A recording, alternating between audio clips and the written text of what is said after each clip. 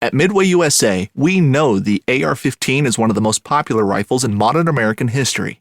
Known for its modularity and widespread use, it's often considered essential to any gun collection.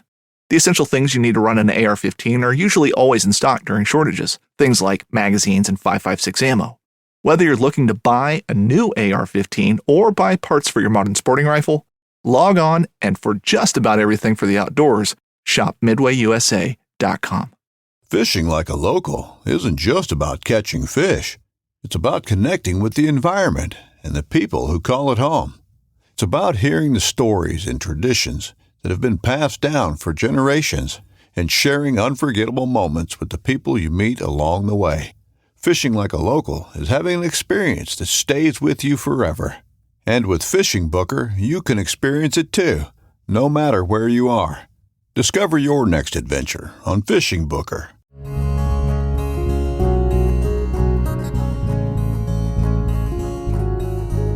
Welcome to the Casting Across Fly Fishing Podcast. I'm Matthew of castingacross.com, where I explore the quarry and culture of fly fishing. Well, today is a special episode. I'm going to do something a little bit different, something I've only done once before on the podcast, and we'll talk about that in a second, but I want to preface it with this. When I decided to do the Casting Across Fly Fishing Podcast a few years ago as a supplement to the website and my writing on a weekly basis, I wanted to take a different approach to a fly fishing podcast. That's nothing against what I hear out there. In fact, I truly respect a lot of the podcasts that exist within the fly fishing space. And what I hear and what I see is the majority of them are either interview-based or conversation-based. And so I didn't want to retread. I didn't want to rehash that. That's not to say that you can't have multiple podcasts that exist in that same space, but I wanted to offer up something a little bit different. Now, of course, I have plenty of interviews and kind of conversations that appear in written form on castingacross.com, but as far as the podcasts go, I wanted that to be something different, something shorter, something quicker, and something just a little bit of an alternative to what is currently out there. So that being said, without further ado, we're going to have this week on the podcast my second set of interviews ever in the 100 episodes of the Casting Across Fly Fishing Podcast. And it is going to be 2 repeat guests and a brand new guest. So let me introduce them. Actually, tell you what, let me have them introduce themselves. Hi, my name is Timothy. And how old are you, Timothy? I am 8 years old. Hi, I'm Daniel. And how old are you, Daniel? 6. Hi, I'm Caleb. How old are you, Caleb? 4. All right, so you guys have heard from Timothy before and Daniel before, but Caleb, this is his first time on the podcast. And actually, everybody's older now than the last time. Well, obviously they're older, but everyone's a year older. And so one of the things I write about often on castingacross.com and I speak about on the podcast is how my fishing is impacted by my kids. So I have 4 boys. Judah is the youngest, but he is not even 2. He would not make for great conversation. Trust me, he talks quite a bit, but not the kind of thing that you would want to put out on the internet. I thought it was prudent, and I thought it was a good idea, and I thought that you would enjoy it to kind of hear from their perspective what fly fishing is like, what fishing and being outdoors and fishing with me is like. So my first question is actually to Timothy, because he said something that I thought was important and worth discussing a little bit on the podcast and just in general the other day. So Timothy, what was your observation about fishing and fly fishing the other day? I observed that fishing is easier than fly fishing because it's a little more automatic. Okay, so when you say fishing versus fly fishing, what kind of fishing are you talking about? Like fishing with lures. Okay, so fishing with lures. So you've actually been doing a lot of that this summer, and where have you been doing that? Up at a lake. And why are you up at the lake? Because our friends live there. Okay, very good. And what have you been catching up at that lake? A couple bluegill and 2 bass. Fantastic. I heard that you had some very large bass on, and what happened? They got away before I could land them. Well, you still got some little bass, so that's okay. But that we all lose fish from time to time. But you have been fishing from what? What have you been fishing from the shore, from a boat? How have you been fishing? I have been fishing from a dock. And how many other people are on the dock with you usually? Like 4. And so you found it much easier to fish with lures, with a spinning and spin casting rod than you have with fly fishing. And why is that? Because in fly fishing, you have to like have more space. And in regular fishing, you just have to have like a couple feet. Okay, so that has made it much easier, and you guys have been doing it a lot by yourself. And when we go fly fishing, Daniel, what happens a lot of the times when we go fly fishing when you guys are casting, because you're still learning to cast, even though you guys have fly fished quite a bit, you're learning to cast. So what happens usually when we're trying to cast with a fly rod? It gets tangled. Do you know I get tangled a lot too? Yeah. Yeah, but so what have you been doing this summer for fishing, Daniel?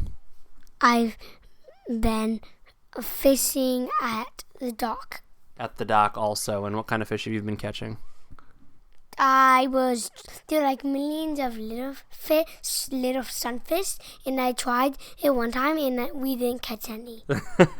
Yes, there are millions of little sunfish. So now you've been doing well. You've been catching lots of fish up at the lake. We've fished when we were in Virginia this summer. We've done some fishing here close to home. But somebody who has kind of showed you up is this guy. So, Caleb, when was your birthday? Tomorrow? No, your birthday was last month, right? Yeah. And what did you get for your birthday that has to do with fishing? A fishing pack. A fishing pack. Do you remember what company makes your fishing pack? Vitavoo. That's right, Vitavoo. And what color is your Vitavoo pack? Orange. That's right, orange. It's orange like a lot of my packs from Vitavoo are orange. And so after your birthday, the day of, we had cake and we had Chinese food and we did a lot of fun stuff as a family. And the day afterwards, you and I went out, and on like your second or third cast, what'd you catch? A fish. Do you remember what kind of fish it was? A sunfish. A sunfish. So that was the first fish you caught on your own with fly fishing gear. It was the day after your birthday. We've caught other fish when I've had my hand on it and stuff like that, but that was your first fish. And who came with you on that fishing trip? Who was riding in your pack? Baby Yoda. You got Baby Yoda to come with you, and actually that was really cool. That picture's made its way around the internet. Some of our friends in the fly fishing world have picked that up and have shared that, and that's a picture of Caleb fishing on the day after his 4th birthday, catching some fish. What are some other cool things you remember about catching that fish or going fishing that day? It hitted me. The fish hitted you? That's right, because we threw it back, and what did it do with its tail? It slapped on a rock. It slapped on. It was sitting close to a rock, so when it was flapping its tail, what happened with the water? It got on my eye a little. It got on your eye a little. Yeah, well, that's kind of just a casualty of war. So anyway, so Caleb has great success. Since he started fly fishing on his own, he has a very, very high catch rate. Okay, another question that I wanted to ask you guys about is something that we don't do all the time because, to be honest with you, I'm not great at it, and so it's hard to feel like I'm confident in this because I'm not great at it, but I'm kind of learning along with you, and that is fly tying. Timothy, what do you think about fly tying? I think that it's great and it's worth the time, even though you might not get to use it like the day after you tie it. That's kind of frustrating to tie up a bunch of flies and just have them sitting on their boxes. What kind of flies do you enjoy tying? I enjoy tying beetles and grasshoppers and woolly boogers. Fantastic. Daniel, how about you? What kind of flies do you like to tie? Beetles and grasshoppers and squirmy wormies. Squirmy wormies. And what is your favorite thing about fly tying? Wrapping thread materials. Wrapping thread and materials. It's nice when everything goes on there right, yeah? Yep. And Caleb, you've been tying a little bit too, haven't you? Yeah. And what's your favorite part about tying flies? Creating things and coming up with new flies. You guys are very creative and inventive, all of you. I'm always impressed. And if you see some of the flies that are in magazines and are on Instagram, I think you guys are very, very close to hitting some of those marks as far as creativity goes. So Timothy, you mentioned something. You like to use a certain material when you tie your beetles and your grasshoppers. What material is that? Foam. And what's so great about using foam? I like how it goes down easily. I like how in between the wraps it like pops up. So it's kind of cool because it's kind of an easy material to work with, and you guys create flies that look just like the flies we get out of the fly shop on your own, because you use foam and thread and rubber legs, and that's really about it. So that's pretty cool. Oh, speaking about foam beetles. So we have stopped using foam beetles for trout. We're still using foam beetles for panfish and bluegill and bass because they're still going after those things, and they'll eat anything that's in front of them still at this time of the year in October when we're recording this. But the last time we used foam bugs for trout was at the end of August at a little trout pond. It's a fly fishing only pond, and so there's some people out, and everyone was kind of just being very, very delicate and trying to catch fish. And then we showed up. And what happened, Daniel? I fell in the water. You fell in the water. How'd that happen? I was too close to the edge of the basically dock. Too close to the edge of the dock. And what happened? So I hooked my leg and then I fell in. So you hooked your leg and you fell in. So that is a dangerous part of fly fishing, is that you might loop yourself up and fall. It kind of was like a cartoon. You were very, very speedy in how fast that happened. Timothy, have you ever fallen in anything? I don't remember, but maybe. How about you, Caleb? Have you ever fallen in the water? No. Well, we have a lot of work to do. We are obviously not fishing enough if only two of us, myself and Daniel, have fallen in while we are fishing. All right, so we are almost done with the season. Coronavirus kind of messed stuff up. Daddy hurt his leg, and that messed stuff up. But what would be some fishing-related thing that you would like to do maybe next season when the weather gets nice again? Maybe go up like to the White Mountains and try to catch some trout. What kind of trout would you want to catch up in the White Mountains? Brookies. Brookies, very good. We go hiking up there a lot, don't we? But pretty soon they are going to close it to fishing, but that would be fun. How about you, Daniel? I would like to go up to Virginia and see if there's any fish up there. Yep, that's where we have some grandparents and some aunts and uncles and cousins that live, and there's some really, really big fish in all the ponds there. Do you remember what those big fish are? Bluegill, bass, carp. How big are the carp? Like humongous. When we were fishing once, we saw a carp's fin. They look like what swimming around that pond? A shark. That's right. You guys thought they were sharks, but they were just giant grass carp. And you were cheering on Daddy as I was trying to get the cast out like 70 or 75 feet. But I don't think that would have worked really well if I tried to hook a grass carp at 75 feet. How about you, Caleb? What kind of fishing things do you want to do the next time we have a chance to kind of do whatever we want in fishing? Catch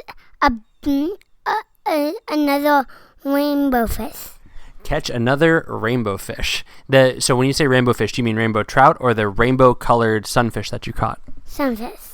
So sunfish are pretty great, aren't they? Yeah. What was one of the great things about catching that sunfish? It looked like a rainbow color.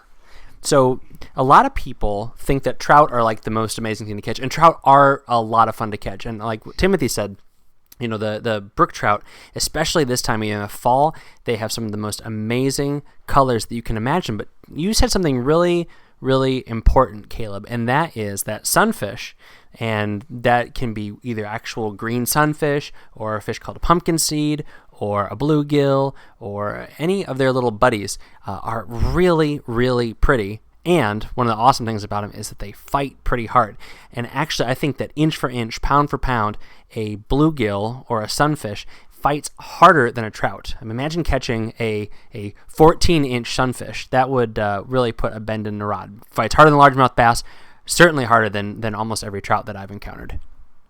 All right, guys. Well, we are kind of getting close to the 3/4 point of the podcast, and you guys listen to me all the time, so I don't expect that you listen to my podcast, you three boys. But at the end of every podcast, I offer up a recommendation, and it's everything from some fly fishing gear to a book that I like to even other podcasts. And so what I wanted to do, and putting you on the spot for this, is your recommendations, what kids should have for fly fishing. So we'll go oldest, youngest with this. Timothy, what is your recommendation? It's a book called Down by the River. It's a story about a boy catching his first brown trout, and his grandpa was right there to get the fish in the net. It is a great book. And what's your favorite part of Down by the River, Daniel? He catching it, and at the front, in back, there's like flies that you can look at, types of flies. Yeah, so the just the inside, the artwork before the book even there, it's really cool diagrams of different flies, and I catch you looking at that all the time. But that was Timothy's recommendation. What is your recommendation for kids, what they need while they're fly fishing? If they get hungry, snacks. What are your favorite snacks to have while you're fly fishing? Granola bar and a Jolly Rancher. Yes, Jolly Ranchers is a very essential part of your fly fishing stuff. What happens, though, you usually take more than one, and then your pack gets hot, and what happens to the Jolly Rancher after it's been in your pack for too long? Well, I still eat them. You still eat them, but they do get very, very sticky. All right, and recommendation number 3 comes from Caleb. Caleb, what do you think that every little kid should have when they go fly fishing? Baby Yoda. To have Baby Yoda. Okay, well, and that's, I guess I can't argue with that Baby Yoda needs to come along for the ride. Okay, we've talked about some of our favorite things about fishing. We've talked about some product recommendations. We've talked about some funny stories about people falling in the water. The last thing I like to do on the podcast, whether it's an entire episode or at least just part of an episode, is gives people some tips and tricks about fishing. So I'm going to throw it to you guys. How about this? Where do you look to catch fish? So when you go up to a river or a pond or something like that, where do you try to catch fish? In like weeds and litter pads. Under litter pads. Yeah, like not on top of them, but like in between them, right? Yeah. And what kind of fish at New England swim in between weeds and lily pads? Like pickerel. Yes, lots of pickerel. All right, Timothy, how about you? Rocks and docks. Rocks and docks. So how do you fish when you're fishing rocks? You would stand like on the opposite bank, or just drop your fly in and just wait. And if you're on a dock, you would just do the same thing, or just cast to the rocks on the other side. Very good. And how about you, Caleb? Where do you think you can find fish? Under a tree over the water. Under a tree over the water. Well, that is some rock solid advice, and I really appreciate it. All right, guys, thank you very much. Do you want to say goodbye to everybody? Wale. Bye. Bye. So that was the 4-year-old speaking in Latin. Well, thank you guys. It was a lot of fun to have you on again, and know that you are always in all the fly fishing stuff that I do in one way, shape, or form. Well, I hope that you all enjoyed listening to them. That is just a snippet of their energy, their vocabulary, and their perspectives on life. But if you have kids, you know that it is just a real thrill and a real joy to share your passions with them. So why have an 8-year-old, a 6-year-old, and a 4-year-old on the podcast? Well, it is because this is my 100th episode. I've been doing the Casting Across Fly Fishing Podcast for 100 episodes, week in, week out, and it has been a lot of fun. I have really appreciated the feedback I've gotten, and I would just encourage more of that. I really do treasure interacting with folks about fly fishing and about a lot of the peripheral things that I bring up on the podcast. And so 100 episodes is a testament to just kind of buckling down and doing it, but it's also something that I have to say thank you for, because if 0 people listened, or if only a few people listened, I don't know if I would do it. I think I would write even if nobody read, but doing the podcast is a little bit different. So thank you so much for listening, for downloading, for subscribing, for rating and reviewing on iTunes. It is cool. I check in every once in a while, and to see new ratings and reviews, I truly appreciate that. Keep suggestions coming. Some of my best episodes have been responses to episode suggestions from you, the listener. So keep those coming. Matthew@castingacross.com. And again, I would encourage you to subscribe to the website so that you get the articles. It's every Monday and Wednesday. So you only get 3 emails from me a week. Monday and Wednesday are new articles, and Friday is just a reminder of the podcast. And it includes those links to the recommendations and to maybe some articles that I've written in the last 5 years of Casting Across that kind of correspond with what I'm talking about on that week's podcast. Also, I just say please pass the podcast along if you have a friend that you fish with, or a Trout Unlimited group, or a fly tying knitting circle. Then please share the podcast with them. I kind of hit all over the place, so a couple episodes might be way over a beginner level, and another couple episodes might be quote unquote beneath you. But hopefully the mean level of the podcast, it hits a pretty wide swath. That's kind of what I shoot for. This week, the first article was called New Fly Fishing Books. New Fly Fishing Books. And there's actually no new fly fishing books on there, but I decided to take all of my book reviews from nearly 5 years of writing on Casting Across and put them onto one page. So, Monday, Wednesday, Friday are new posts, new articles, but then I have pages on the website. And I use those to kind of catalog information and share things in a very organized manner. So definitely check that out. The new fly fishing book article links to the page. If you are on a desktop, it's going to be on the right-hand side below the podcast listing, below the small stream fly rod reviews, and below the general reviews that I have on the website. So fly fishing books, I'll update it. And if you have book suggestions, please pass those along. I've got a handful of book suggestions. Or if you've written a book, or you have a book you want me to read, then let me know. I'd be happy to check it out. Add it to the pile. I have 4 distinct piles of books, and one of them is almost exclusively fly fishing related. And so I try to work through them all at a relatively equal measure, but that doesn't always happen. But this time of year, I really get back into reading more fly fishing books. The other article this week is called Fish Live Under Things. Now, how to get there.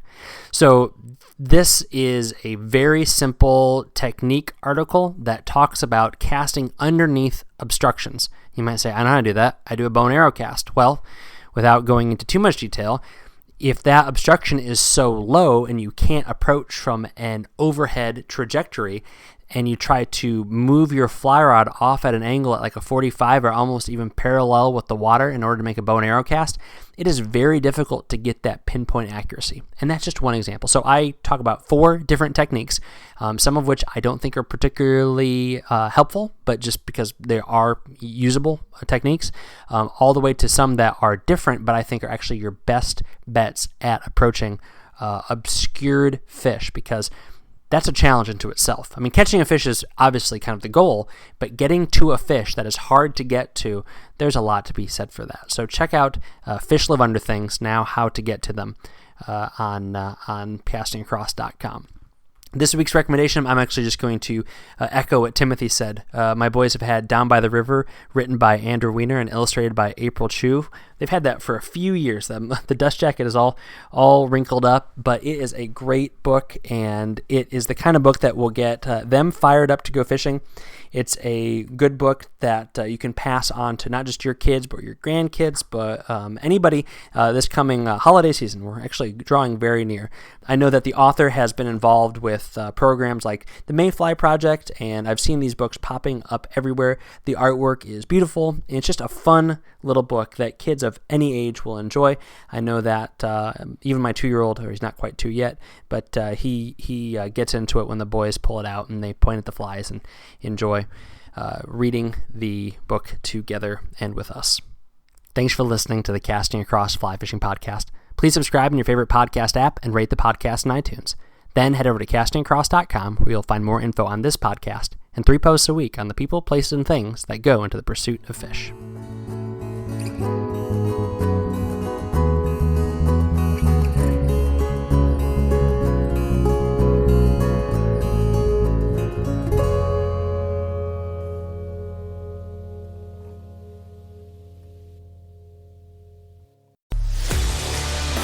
A life that has the stories to back it. A life to be proud of. It's a Winchester life. Yeah, baby. 6'8" Western. Oh, mule deer, baby, right there. Tune in every Tuesday at 7 p.m. Eastern on Waypoint TV.